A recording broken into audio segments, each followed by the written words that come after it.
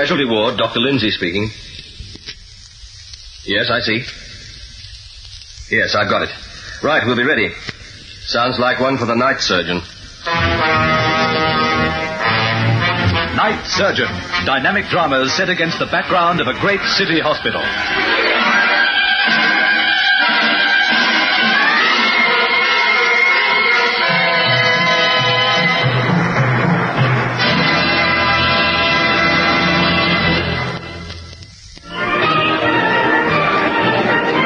What were you saying, Bart?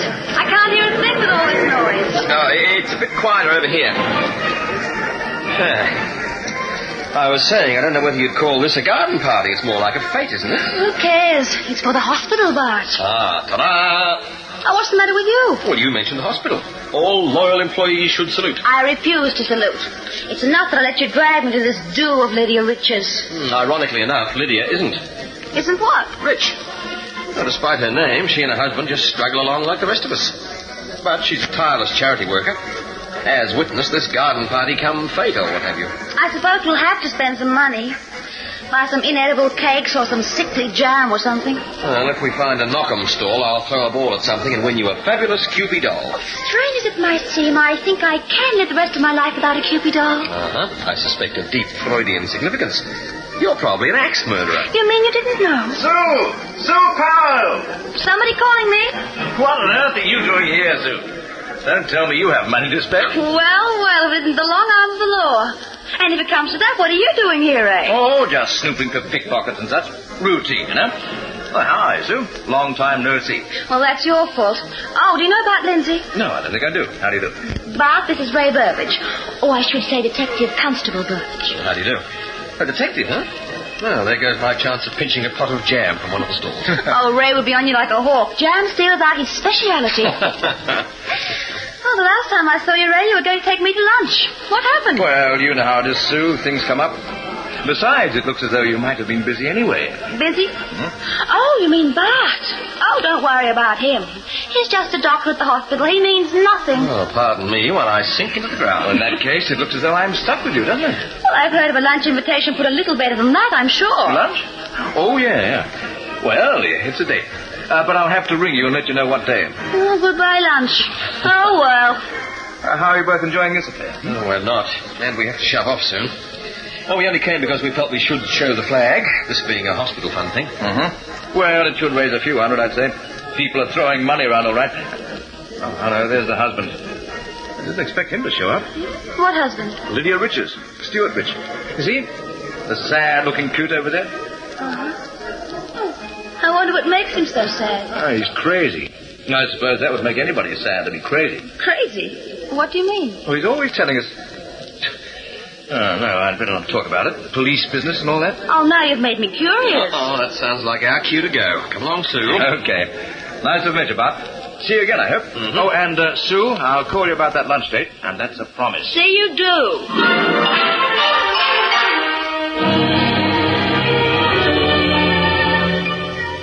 Oh, excuse me, nurse.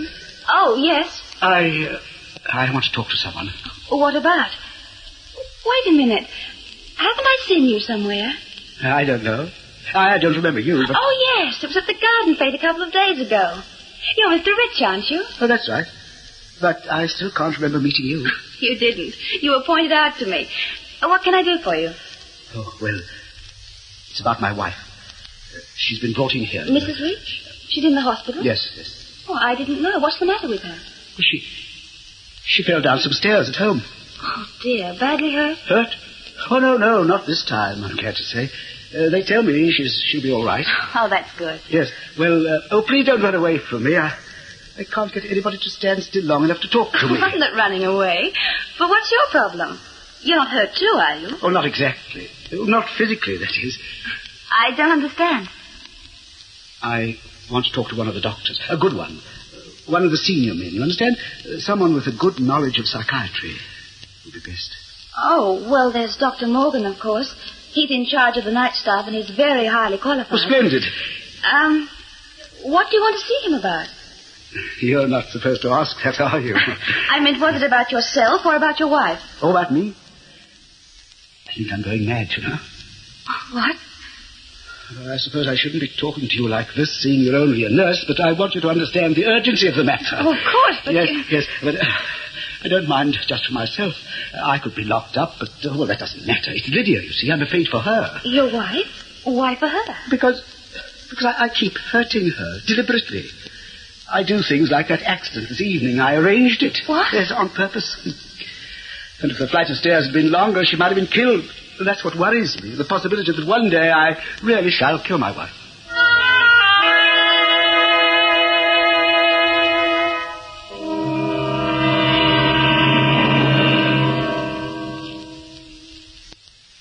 Yes, that's right. Yes, well, call me back, will you? Oh, I'm sorry for that interruption, Mr. Rich. Now, where were we? You were asking me about my parents, Doctor. I don't know what for. Well, we don't have the time right now for a full psychiatric examination, but very often it isn't necessary in cases such as yours.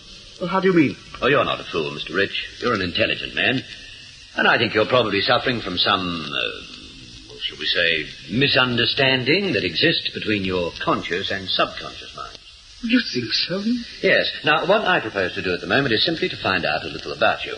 Then, if it appears necessary, I can recommend a good analyst you could consult. Yes, but what have my parents got to do with it? This is a matter that concerns Lydia. Me trying to kill her, I mean. Well, in such cases, sometimes the wife takes the place of the parent in the mind of the patient. Now, for instance, if, as a boy, you hated your mother, you could now be unconsciously transferring the hate to your wife. Oh, but that's absurd. I didn't hate my mother at all. No. Oh, she was a wonderful woman and an excellent mother. No boy could have wished for better. I see. She ever scolded you, punished you, perhaps unjustly? No, never. She never so much as used a harsh word to me. Oh, she sounds a very unusual mother. Well, then, perhaps she spoilt you instead. Spoilt me? Oh, no, she didn't. In all fairness, I can't say she spoilt me. She was firm, but gentle. I see. Tell me, as a boy, you must have at some time or another done something of which your mother disapproved? Something for which a child is punished? Oh, I suppose I did, but she never punished me, never. Can you recall any such occasion? Well, it's quite a time since I was a child, you know. You think? Try to remember some occasion. It may be helpful. Oh, well, let me see, then. Oh, yes, there was the time I sneaked into the pantry and took a slice of seed cake. I was very fond of seed cake. And what happened? Oh, Mother knew I'd done it. She'd forbidden me to have any cake. It was not good for me, you know. That's what she said. When she asked me if I'd taken it, I was frightened and I lied. She knew I was lying. And what did she say? Nothing. She just looked at me. And then she turned on her heel and walked away. She never spoke of it again. Now, I want you to be careful answering this next question, Mr. Rich. How did you feel about all that? Feel? Well, I felt guilty. I felt terribly guilty and ashamed. I could have died of shame. Because your mother had found you out? Yes. I would have given anything for her not to know what I'd done. Anything. And? And what? That's all. Oh, no, it isn't. You think again. Try to remember about your mother.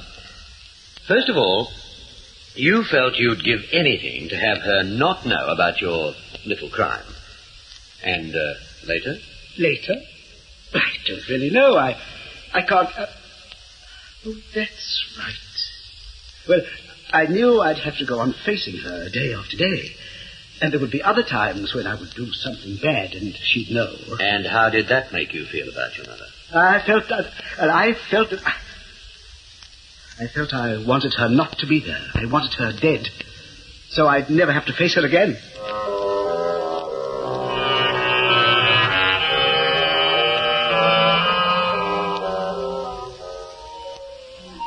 Well, we made it at long last, Sue. I'm still recovering from the shock. I didn't believe you when you said you'd ring. A policeman's word is as good as his bond. I'll keep it in mind. What do you fancy to eat? Oh, I don't know. You dream up something for me. Okay. All I need is a waiter. Can't see one. He looks as though he belongs to us. Well, somebody will show up if we wait long enough. Not in a hurry, are you? My day's my own. But haven't you got to go back and arrest some innocent bystander or something? Oh, sure. I have a list of 6 innocent bystanders to be arrested immediately after lunch. Talking of arresting, remember Stuart Rich? That nuisance. What about him? Nothing. Only maybe you should be arresting him. We'd love that. But it so happens we're not obliged. Well, what do you mean he'd love being arrested? I shouldn't have said that. You're not supposed to talk shop. Well, neither am I.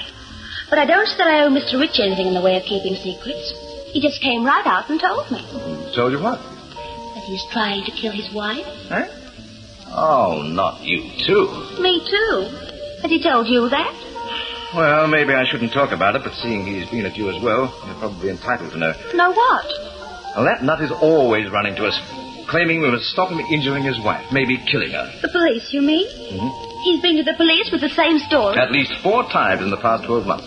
For good heavens. We couldn't do anything about it. In any case, even if we believed him, we couldn't take action. No crime had been committed, as far as we could tell. And we can't arrest people for only thinking about committing a crime. But this is extraordinary. Stuart Rich extraordinary? Don't you believe it, Sue? He's just another weirdo who likes to try for the limelight now and then. How can you be sure of that? Look. 4 times when he claimed to have caused accidents, little accidents, to his wife, we investigated. She claimed it was all rot, and she was right. There was no reason to suppose he had anything to do with injuring her. So if... Ray, I think you should tell all this to Dr. Morgan at the hospital. Dr. Morgan? Well, what for? Because Mr. Rich wants to see him. And Dr. Morgan may run the risk of taking him seriously. He's a fool if he does. Anyway, I don't need to see the doctor. If you like, you tell him what I said. And suggest he gets rid of Stuart Rich fast.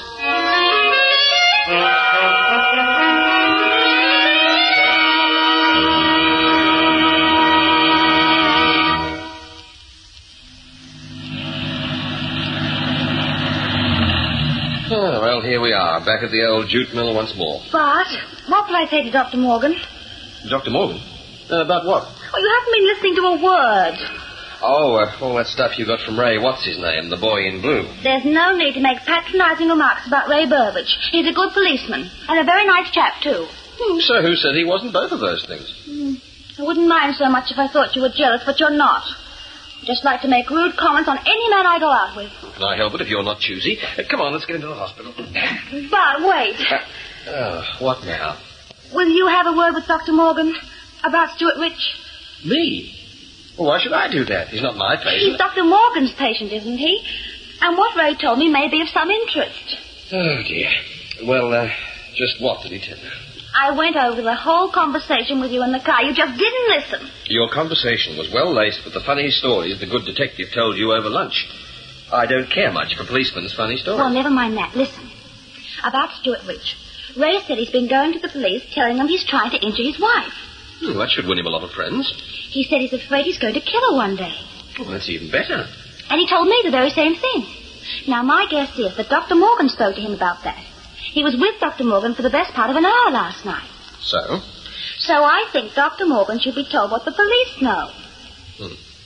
Okay, get your boyfriend to tell the doc. That's just it. He won't do it. He told me to tell him. And you don't want to do it either. Oh, you'll make a fine pair of responsible citizens. Well, I will see Dr. Morgan if I have to, but you know how he feels about me. He thinks I'm a dope. The doc's a very clever and wise man. Stop making cracks. Will you see Dr. Morgan? Am I right in assuming the police haven't been taking Stuart Rich seriously about all this murder business? That's it. They checked up a couple of times he said he'd hurt his wife, and they found out he'd made it up. So they think he's a kook. Well, I guess the doc might like to know about that.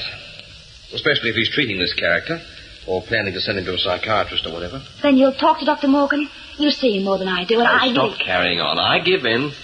I'll pass your exciting information along. Leave it to me.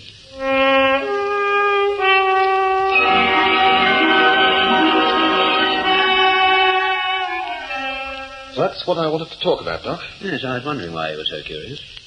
Sue Powell's friendly with some policeman. Oh, yes. And he told her they have Stuart Rich tabbed as a crank. They? The police? Yes. He's always trying to convince them that he's feeling compelled to do things to harm his wife. But they've checked a few times he's reported this, and they've found she'd suffered ordinary accidents. Nothing to do with Rich, you mean? Yeah, that's right. So the police have placed the fellow in the same category as the cranks who are always confessing to murders for the heck of it. That might change the picture.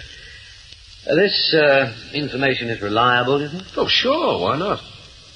Oh, I know you think Sue's a bit of a fathead. Well, she knows that, which is why she asked me to tell you all this. The boyfriend, the detective, well, he struck me as being sensible enough. I don't think he'd invent the story.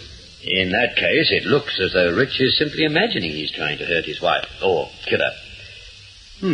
Fantasy. Rather a different sort of case from what I thought at first. Anyway, I felt you ought to hear about the police bit. Oh, yes. Thanks, Bart. I'm glad you mentioned it.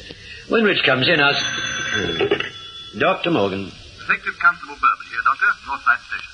Oh, yes, Constable. There's a car on the way to your hospital with an assault victim. A woman. She's strangled. Yes? The police surgeon is traveling with her. He felt she should get to hospital. She's still alive, but only just. A heart complication, I believe. The surgeon asked me to ring you so he could be ready. We'll be ready. What was your name again? Burbage. Ray Burbage. Detective Constable. Good. And the name of this patient? Lydia Marjorie Rich. Rich? Did you say Rich? What the dickens? That's right. She's Stuart Rich's wife. Stuart Rich's wife? Strangled?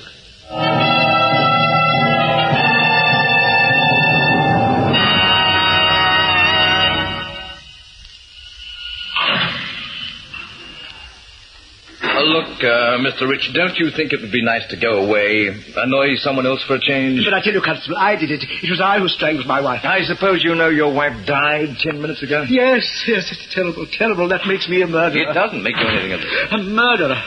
And poor Lydia, she never hurt a fly in her whole life. I'm a monster, an absolute monster. I don't know how I could have done such a thing. Neither do I. Now, please, Mr. Rich, Well, it's all your fault. I warned you about me. I warned you many times. I went to the police station and told you what I'm like. Mr. Rich, you told us a pack of silly stories. We proved that. No. It was the truth. I told you about this compulsion of mine, and you wouldn't believe me. You wouldn't take any action. If you'd locked me up, this would never have happened. Lydia would have been alive. Mr. Rich, if you don't stop annoying me, I'll be locking you up for another reason altogether. Is it or is it not a fact that you are out playing golf today? Well, yes, but... Playing golf at the time your wife was strangled? No. I left the course, you see, and came home. Nobody saw you do that. We've checked. Other members of the golf club say that you were at the links all afternoon. No. They didn't see me go. And I went back to the links afterwards. You see... Your house was burgled, Mr. Rich. Someone broke in and wrecked the place. And that someone was most likely the man who killed your wife. I was the one. I broke in to make it look like a burglary. Oh, for the love of heaven. Mr. Rich, if you went to all that trouble, why would you tell us now? Well, because I'm normal now. When I did that, I was having one of my fits, I suppose you'd call them. But now I know how it all happened. I did it. I know how it all happened, too, and I tell you... Constable Burbage, I believe you were looking for me. What? Oh, Dr. Morgan. Yes, that's right. I'm sorry to have kept you waiting. It's about Mrs. Rich, of course. Yes.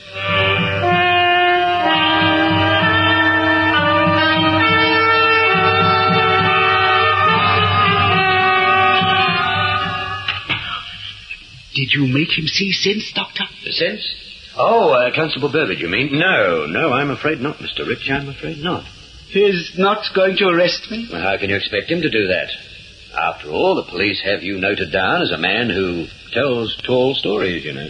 Oh, yes, but they're not tall stories. You know that. You know what I'm like. I'm not quite sure I do. What? Mr. Rich, when we talked before, I suggested to you that you might be transferring a subconscious resentment of your mother to your wife. My late wife. Oh, yes. Well, you remember I suggested that?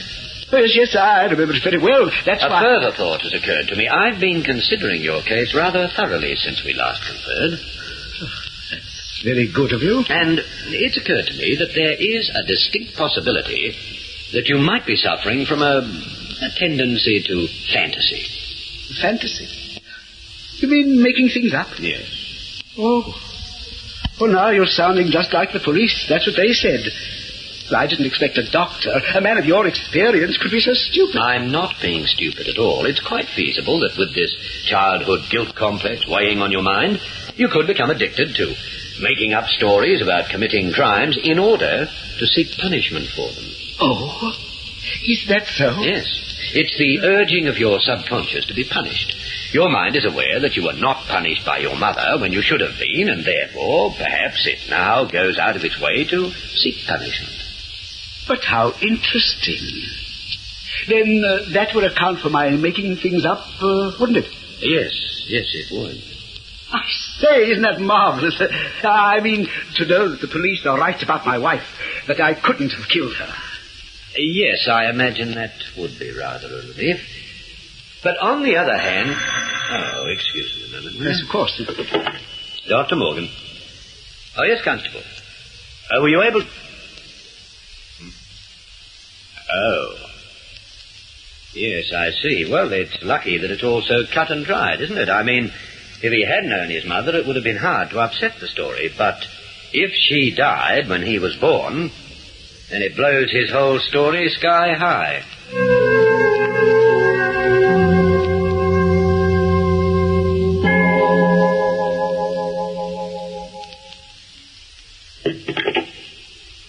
Well, Mr. Lee? Well, I suppose that's all, Doctor. All? No, it isn't all. You heard my phone conversation with the constable just now. Constable? I think you rather overplayed your hand, you know. You made too much of this so-called obsession of yours. It began to make me just a little suspicious. I don't know what you're talking about. So I played a hunch and asked Constable Burbage to check up on your parents. He very quickly found out that your mother died when you were born. You had no right to do a thing like that. You had no right to kill your wife, Rich. No right at all. Oh, you were clever, I'll admit. You laid your plans very carefully. You steadily built a reputation for having some obsession about wanting to hurt her. It was true. I told you all about it. Yes, and about the mother you loved so dearly. But you never had a mother, either good or bad. At least, you certainly never knew your mother. Well, yes, I made that up. But the rest, it was all true. I don't think there's any truth in it at all, because if you made up the story about your mother, how could the rest be true? Doctor, you've got to help me. You don't need my kind of help, because you aren't insane, Rich. You aren't even neurotic. You are, in fact, a very cunning and cold-blooded killer. No. Yes. Now, the police are going to start a real check on you now, a very careful check. They'll discover something I'm sure is true, that you have done some painstaking psychological research. You're mad. Mad. Research that enabled you to talk to me as though you were a genuine case needing psychiatric help.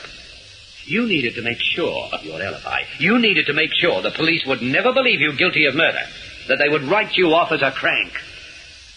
Oh, I thought I'd covered everything. I was so careful. Yes, you were. And you might have got away with it, too.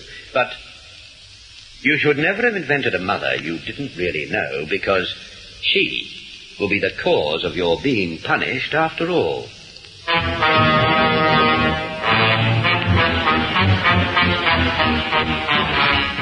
A casualty ward is like a great theater, but the players are drawn from real life, and not every story has a happy ending. So much depends on the night surgeon.